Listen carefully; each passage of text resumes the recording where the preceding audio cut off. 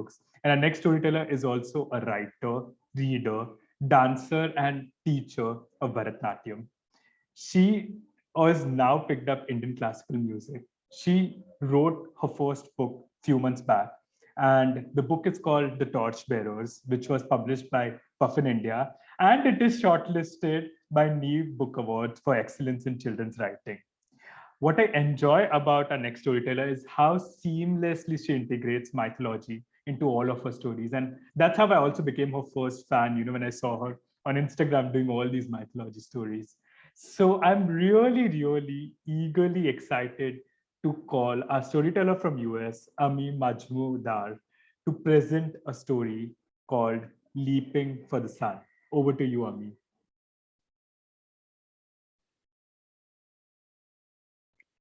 Thank you so much. It is such an honor to be among a group like this. Like, it's just, it means a lot to have this very supportive audience, people sharing, especially because for the first time, I'm doing a story that is not purely mythology. I tell a lot of mythological stories.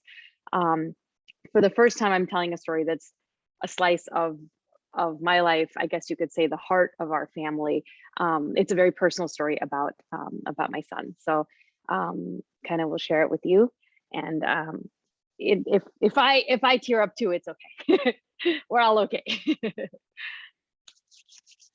4 hands, 4 feet, 2 heads, all coming in and out of view on that cloudy ultrasound image. Hey, it looks like they're both boys. Twin boys? Really? I was gonna have twin boys? So I look at that screen, they're batting each other through the amniotic membrane.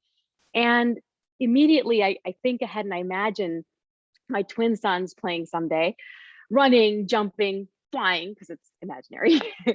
And I run and jump and fly with them. And as we fly, I tell them a story. Look at the sun, boys. Doesn't it look like a fruit? It reminds me of a story. Once upon a time, there was a mischievous little monkey. He was the son of the wind. And he was just climbing a tree in the forest when he saw it. There above the highest branch, the biggest, reddest, juiciest fruit he had ever seen. And it was just out of reach. So he climbed higher and higher, and he jumped, leaped up, up, up into the sky. And the sky was getting brighter at every moment. And as he got closer and closer to the fruit, he opened his mouth wider and wider, and he wondered how it would taste, this bright, fiery fruit. And when his mouth finally closed around that fruit, the little monkey had time for only 2 thoughts. 1, why is this fruit so hot? And 2, why is it suddenly so dark? And then something slammed into his jaw and sent the little monkey hurtling toward the earth. It's a thunderbolt, and it's not just in that story. I am brought back into the ultrasound room with the thunderbolt of a diagnosis. I'm having trouble seeing twin A's pulmonary artery, the doctor is saying. And there's that ventricular septal defect. Right there, it looks like tetralogy of Fallot. Translation? There's something wrong with twin A's heart. Very wrong. He will require surgery, more than one, all open heart. So instead of planning a nursery theme, we visit the ICU. And instead of taking that pre-baby vacation, we meet the surgeon who will operate on our son's heart. And we decide to name twin B Savya, which means Vishnu, preserver of the universe, and presumably someday preserver of his brother. And for twin A, we choose the name Shiv, the first god without beginning or end, the first yogi who emerged from his meditation just to drink poison to save the world. And I will admit, we question God, the first of many, many questions. What kind of God messes up a baby's heart?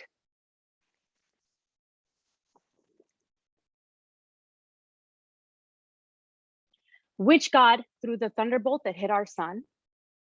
And I guess most importantly, which god will catch him?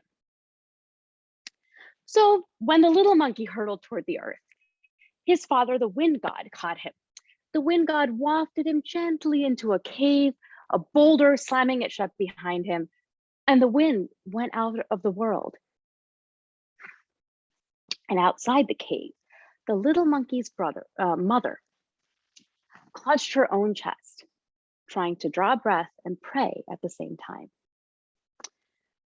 Now I clutched Shiv, not even 4 months old, as I walked toward the operating room for the second open heart surgery of his little life.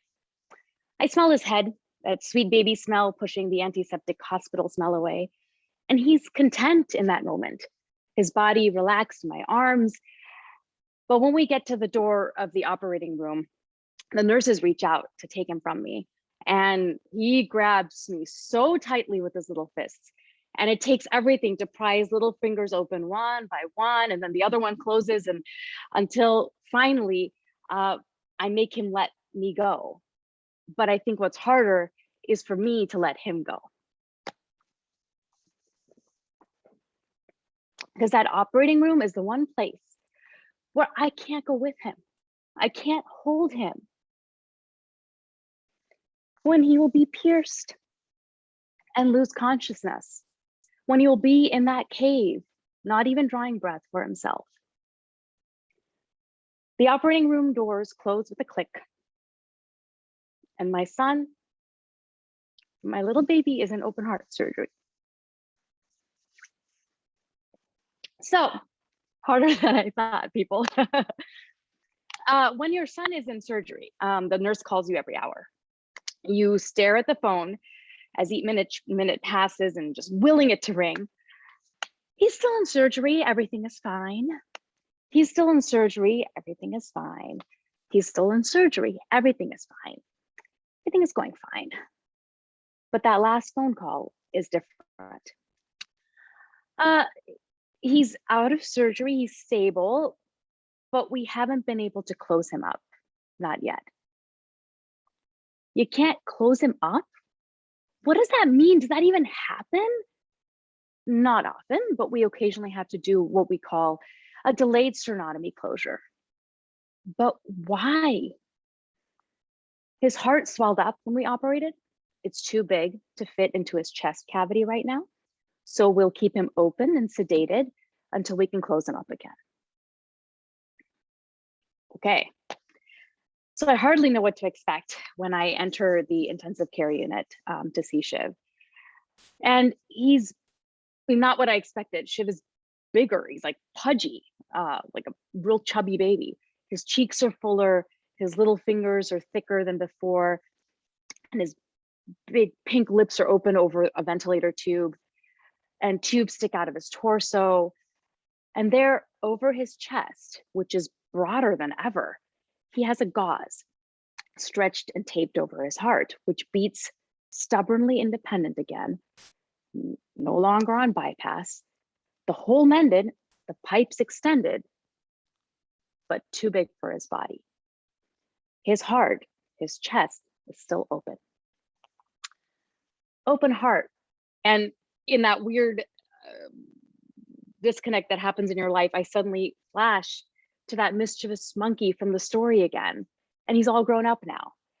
His smile is as mischievous as ever, but he has a scar on his jaw from that thunderbolt that nearly killed him as a kid. And he's been called Hanuman since then. Hanuman means the one with the broken jaw. And in that moment, he's torn his own chest open. His heart is on display. And inside his heart are Sita and Ram, the divine couple, symbols of love and wisdom. His heart is so full, there's no room for doubt or fear. But doubt and fear have crept into our ICU room. Demons are circling our family. So we put up our defenses, prayers, Pandit Jasraj singing hymns on my mom's old iPod, positivity.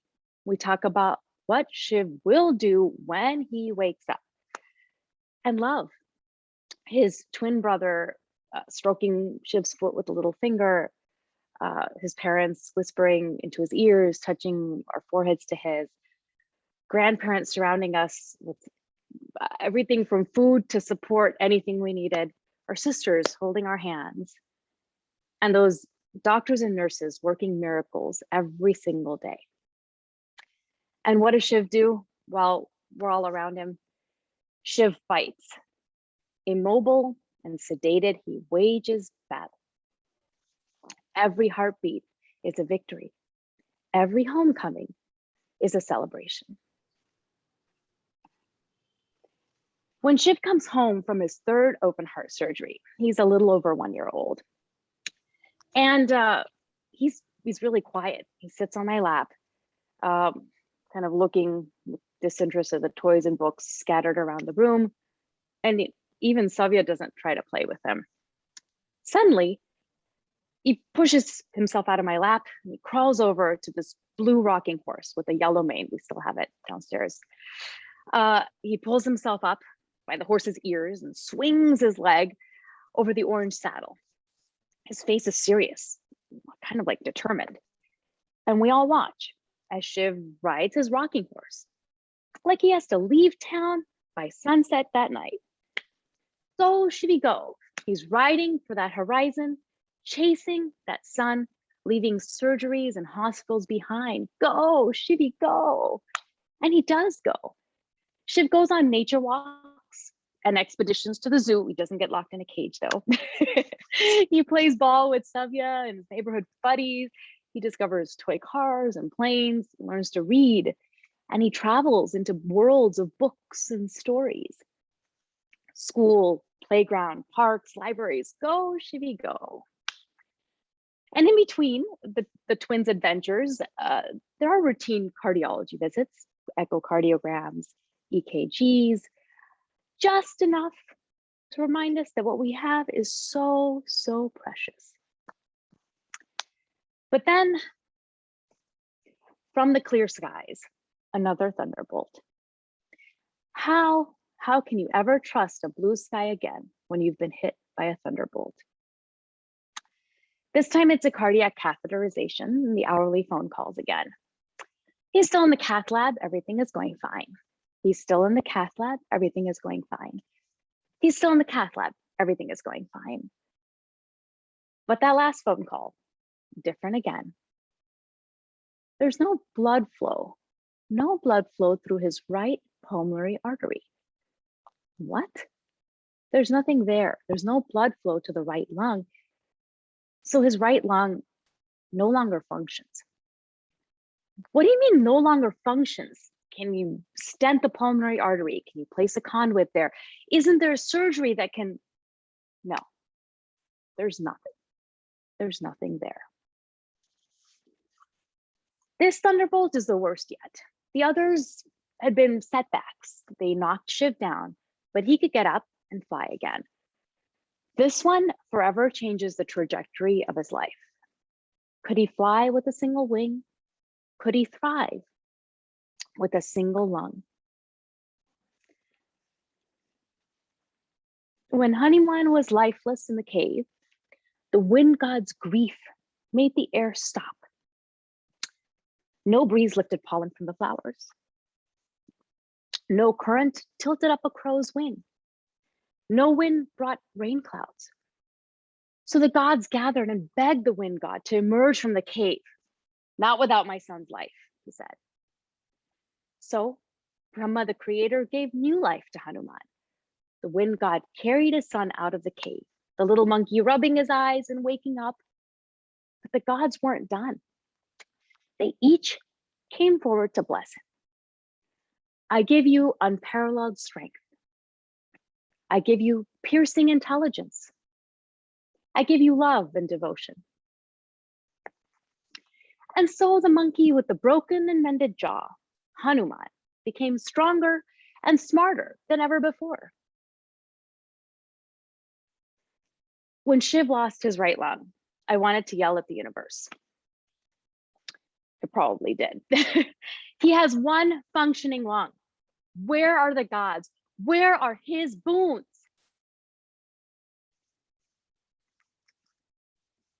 But Shiv never asked that question, even as he grew up with a physical limitation. Watched other boys be able to run a lot longer than he could.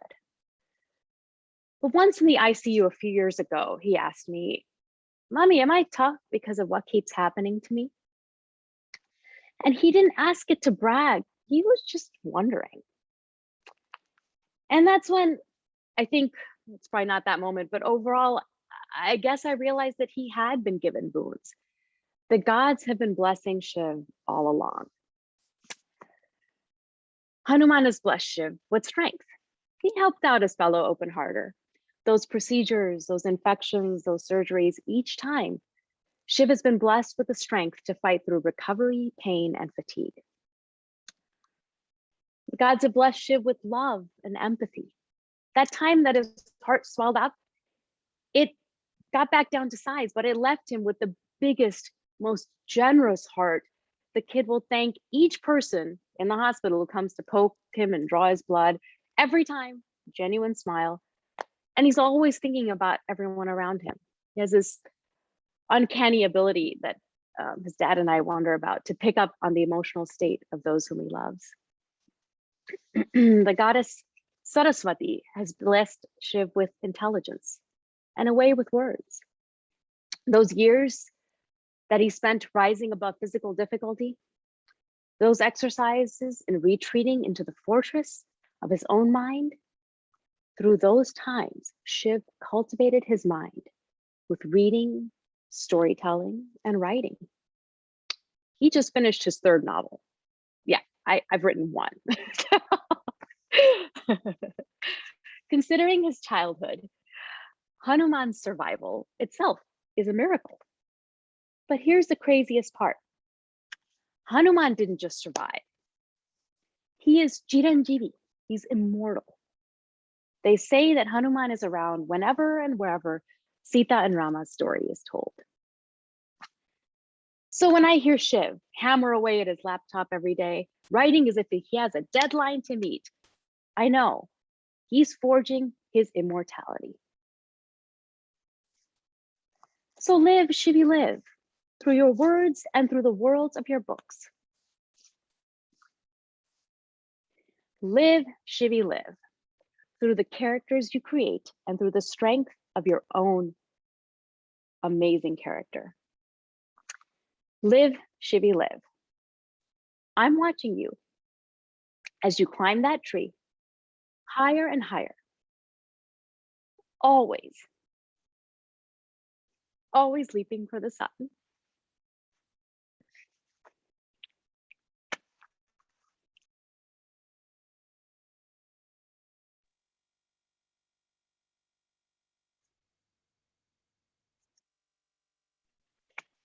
That's all.